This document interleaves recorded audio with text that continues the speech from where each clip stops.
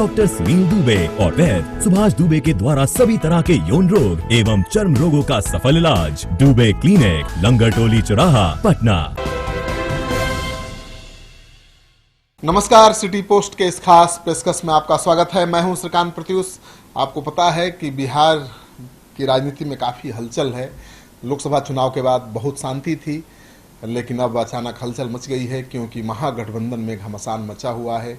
लेकिन सबकी नज़र नीतीश कुमार पर टिकी हुई है कि नीतीश कुमार का अगला कदम क्या होगा। बीजेपी के लिए जेडीयू के राष्ट्रीय उपाध्यक्ष प्रशांत किशोर एक बड़ी चुनौती बनते जा रहे हैं। लोकसभा चुनाव में खराब प्रदर्शन के बाद तृणमूल कांग्रेस 2021 में होने वाले विधानसभा चुनाव के लिए प्रशांत किशोर की कंपनी आईपैक की मदद से चुनावी रणनीति बनाने में जुटी है। बीजेपी की पश्चिम बंगाल इकाई ने पीके की टीम पर राज्य सरकार के अधिकारियों के कामकाज में हस्तक्षेप करने, वरिष्ठ अधिकारियों पर उनका आदेश मानने के लिए दबाव बनाने जैसे कई गंभीर आरोप लगाए हैं। बीजेपी की चिंता इस बात को लेकर है कि एनडीए में रहते हुए भी जेडीयू नेता प्रशांत किशोर उसकी धूर विरोधी ममता बनर्जी की पार्टी का साथ दे रहे हैं।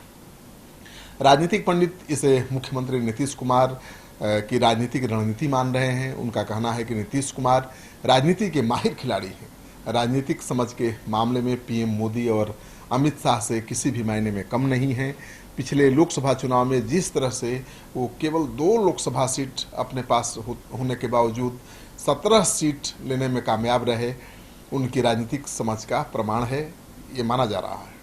वे हमेशा अपने लिए कई विकल्पों को खोल कर रख कर चलते हैं, या कह सकते हैं कि रखने में यकीन रखते हैं। वैसे अभी भी एनडीए में सब कुछ सामान्य नहीं है। रिश्ते में बहुत कड़वाहट आ चुकी है। बीजेपी नीतीश कुमार को लगातार नज़रअंदाज कर रही है और ये जानते हुए भी कि बिहार में बगैर नीतीश कुमार के उसकी दाल गलने वाली नहीं है। बीजेपी की इस चाल से नीतीश कुमार बखूबी वाकिफ हैं और सोची समझी रणनीति के तहत ही उन्होंने राष्ट्रीय उपाध्यक्ष प्रशांत किशोर को बीजेपी के पीछे लगा दिया है, या कहिए कि बीजेपी की प्रबल विरोधी ममता बनर्जी के साथ सटा दिया है। ये बात किसी से छिपी हुई नहीं है कि नीतीश कुमार की राष्ट्रीय राजनीति में अहम भूमिका निभाने की प्रबल इच्छा रही है और इसके लिए वो माकूल अवसर की तलाश में हमेशा रहते हैं। सीएम नीतीश कुमार ने जिस तरह से धारा 370 पर चुप्पी साध ली और उनकी पार्टी के 2 नेताओं श्याम रजक और आरसीपी सिंह ने परस्पर विरोधी बयान दिए, उसका राजनीतिक मतलब भी निकलता है। श्याम रजक ने कहा कि यह काला दिन है, जबकि नीतीश कुमार के बेहद करीबी राज्यसभा सांसद आरसीपी सिंह ने कह दिया कि अब तो कानून बन गया है और इस कानून का सबको सम्मान करना चाहिए।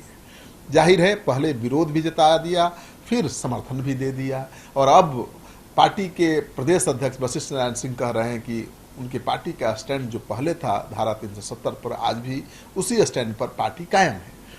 दरअसल 2020 के आगामी लोकसभा चुनाव के मद्देनजर, विधानसभा चुनाव के मद्देनजर दोनों ही पार्टियां अपनी रणनीति बना रही हैं। इसमें बड़ा भाई कौन होगा, इसको लेकर अभी भी संशय बना हुआ है।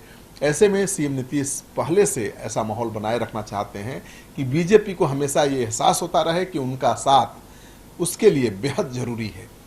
लोकसभा चुनाव में भी इसी रणनीति के तहत नीतीश कुमार बीजेपी से 17 सीट लेने में कामयाब हुए थे और विधानसभा चुनाव में भी इसी फार्मूले को आजमाना चाहते हैं।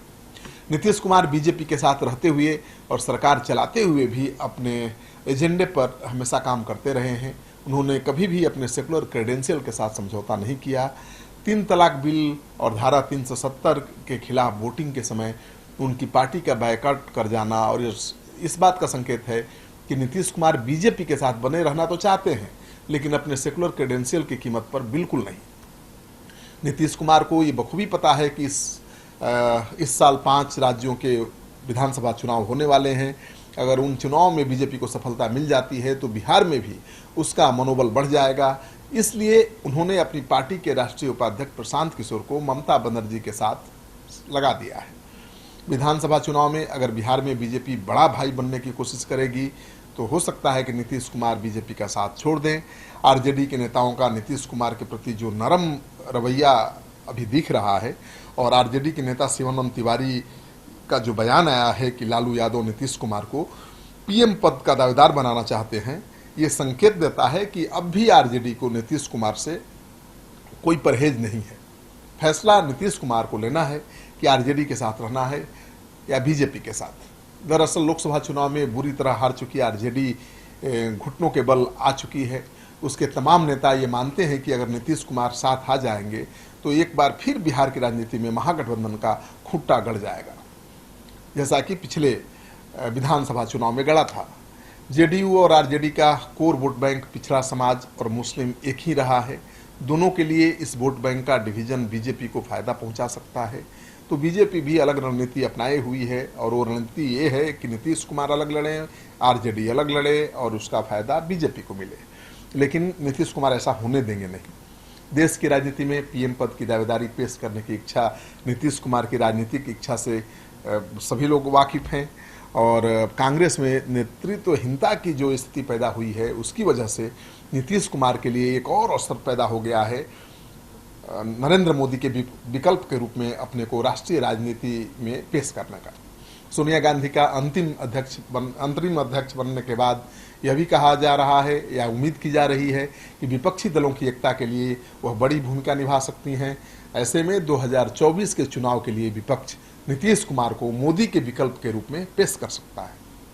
तो अब देखिए, ये सब कुछ नीतीश कुमार पर निर्भर करेगा, क्योंकि नीतीश कुमार आज भी बीजेपी के साथ हैं और बीजेपी को छोड़ने का कोई संकेत नहीं दिया है। लेकिन लगातार वो संदेश देते रहे हैं कि बीजेपी के एजेंडे पर वो चलने वाले नहीं हैं, बीजेपी के सामने झुकने वाले नहीं हैं। वो अपनी शर्तों पर हमेशा काम करते रहे हैं, अपनी शर्तों पर ही बीजेपी के साथ बने रहेंगे। तो अब देखना यह है कि जो बीजेपी मनमानी कर रही है नीतीश कुमार के साथ, उनकी उपेक्षा जो कर रही है, उनको नज़रअंदाज जो कर रही है, उससे नीतीश कुमार क्या स्टैंड लेते हैं। क्या वो बीजेपी को छोड़कर महागठबंधन के साथ जाने की कोशिश करेंगे? आपको एक खबर अच्छी लगे तो दोस्तों के साथ इस वीडियो को खूब शेयर करिए। अगर आपने अब तक हमारा चैनल सब्सक्राइब नहीं किया है तो कर लीजिए। आपका सहयोग समर्थन लगातार मिल रहा है, उसके लिए बहुत बहुत आभार। क्या आप जानते हैं कि घर बैठे आप अपनी स्वास्थ्य समस्याओं का सलूशन पा सकते हैं सॉफ्टकेयर मोबाइल ऐप के द्वारा।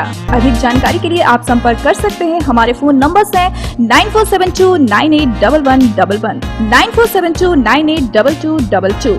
सॉफ्टकेयर app, solution at your finger tips.